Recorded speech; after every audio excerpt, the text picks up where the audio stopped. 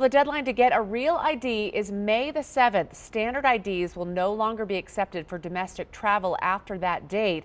And while passports will be accepted as a form of ID, the Nevada Department of Motor Vehicles and the TSA say the switch is worth it. News 4's Anthony Ramos has the latest from the DMV in South Reno.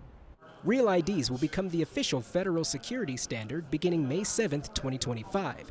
You'll need them not only to access federal buildings, but to also fly domestically. Lori Dankers is a spokesperson for the Transportation Security Administration in Nevada. So Real ID is based on a law that was passed by Congress in 2005. It was based on recommendations by the 9/11 panel. Officials at the Nevada Department of Motor Vehicles say that more than 2 million Nevadans are currently Real ID compliant, with more than 600,000 still needing to make the switch. The biggest change will come to airports across the nation, where a standard ID card or license will no longer be accepted. For those who haven't, they can expect to be delayed. They can expect to have an additional process in place. And of course, nobody likes to be delayed when they come to the airport during any step of the travel process.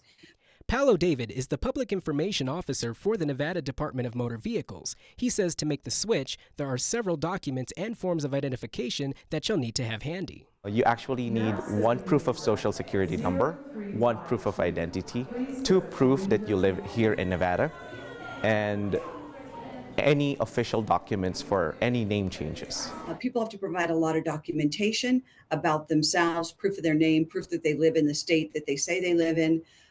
All of that goes towards making sure the integrity of the Real ID credential is there. David says the DMV is expecting a surge of appointments ahead of the May 7th deadline, as appointments are necessary to get the ID for the first time.